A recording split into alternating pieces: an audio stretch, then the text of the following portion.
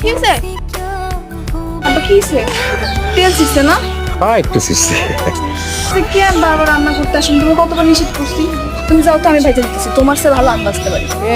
তোমার চেয়ে আমি ভালোবাসতে পারি। সারা জীবন মানুষ করলাম আমি তোরে, কারণ আমার চেয়ে তুই ভালোবাসতে পারিস না।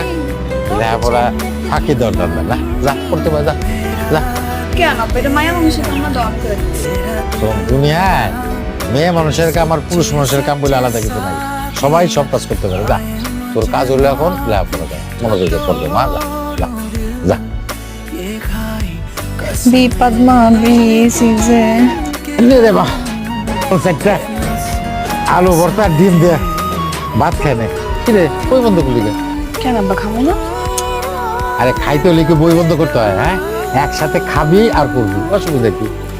একসাথে কি খাওয়ানোর পর যায় আব্বা? যায় না না,